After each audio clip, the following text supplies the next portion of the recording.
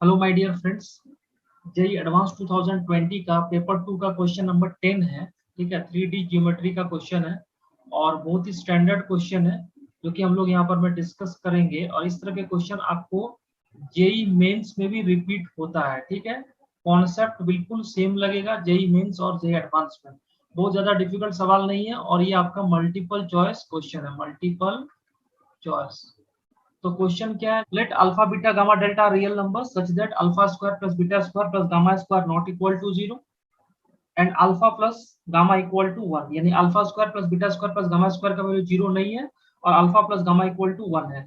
And suppose the point 3 2 minus 1 is the mirror image of the point 1 0 minus 1 with respect to the plane alpha x plus beta Y plus gamma z equal to delta. तो आपको चार option दिए हुए हैं, alpha plus beta equal to 2, delta minus gamma equal to 3, delta plus beta equal to 4, alpha plus beta plus gamma equal to delta. इन चार में से कौन कौन सा ऑप्शन सही होगा वो आपको बताना है। ठीक है, तो सबसे पहले क्या करो, सबसे पहले आप इसको जो है, सबसे पहले आप जो है यहाँ पर मैं ऐसा करो, ये जो प्लेन का इक्वेशन है इसमें डेल्टा की जगह लिख सकते हैं हम लोग alpha x plus beta Y plus gamma, gamma की जगह लिख सकते हैं 1 minus alpha into Z equal to delta. ठीक है, यहाँ पर में जो नॉर्मल होगा, नॉर्मल का डीआरएस कितना हो जाएगा? नॉर्मल का डीआरएस हो जाएगा आपके पास में ये अल्फा, ये बीटा और ये 1 माइनस अल्फा, यानी अल्फा बीटा और 1 माइनस अल्फा। और अगर हम लोग PQ का डीआरएस निकाल ले, PQ जो नॉर्मल है, PQ यानी P और Q का जो P का मिरर इमेज Q है with respect to the plane, तो PQ क्या हो जाएगा? नॉर्मल हो जाएगा इस प्लेन के। तो PQ का डीआरएस हो जाएगा 3 माइनस 1, 3 माइनस 1 यानी कितना होगा 2, और 2 माइनस 0 इट इज ऑल्सो 2, और माइनस 1 प्लस 1 यानी कितना हो गया 0।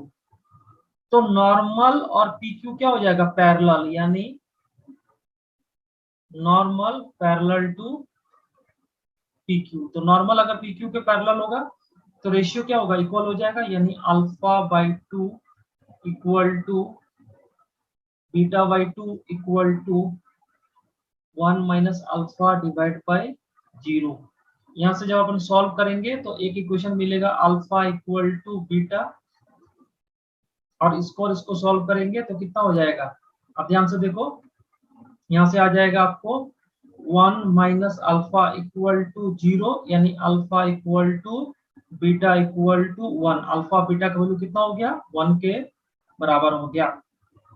तो जब अल्फा और बीटा 1 के बराबर है बच्चों, तो फर्स्ट ऑप्शन तो आपका सही हो गया, alpha plus beta equal to 2, ये ट्रू हो गया क्योंकि अल्फा 1 है बीटा 1 है, तो अल्फा प्लस बीटा 2 के बराबर हो जाएगा। एक ऑप्शन आपको मिल गया। अब दूसरा क्या करना है कि P का इमेज अगर Q है तो P और Q का जो मिड पॉइंट होगा, अगर इसको मिड पॉइंट का हम लोग नाम दे दें, सपोज करो इसको R नाम दे दें, ठीक है, तो R कहाँ लाई करेगा? प्लेन में लाई करेगा। ठीक है, तो R का कोऑर्डिनेट कितना हो जाएगा? R का जो कोऑर्डिनेट हो जाएगा, R का कोऑर्डिनेट आप कितना लिख दोगे?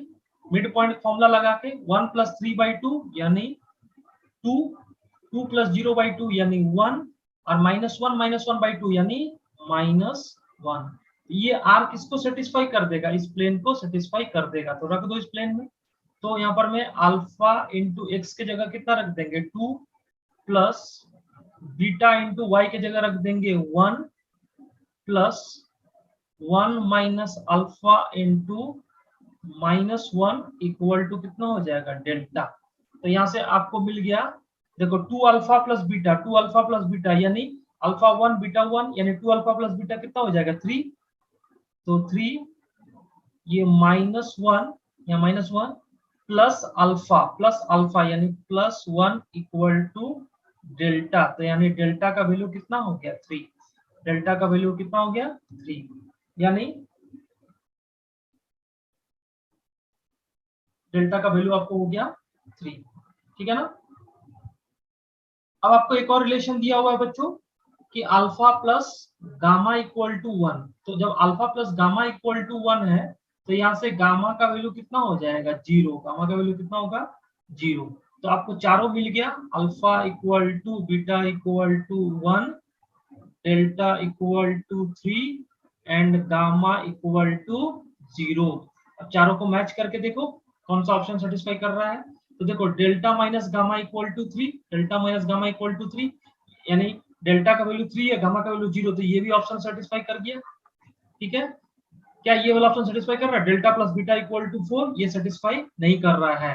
क्यों? क्योंकि अच्छा ये भी सेटिस्फाई कर रहा है, डेल्टा प्लस बीटा कितना हो गया, डेल्टा प्लस बीटा यानी 3 प्लस 1 4, ये भी सेटिस्फाई कर गया। ठीक है, फोर्थ वाला option alpha plus gamma, alpha plus beta यानी 1 प्लस 1 प्लस गामा, गामा कितना है 0 और इक्वल टू डेल्टा 3, ये पॉसिबल नहीं है, यानी फोर्थ वाला ऑप्शन जो है रिजेक्ट हो गया। तो आपको 3 आंसर मिल गया इस क्वेश्चन का मल्टीपल चॉइस में, ए, बी और सी।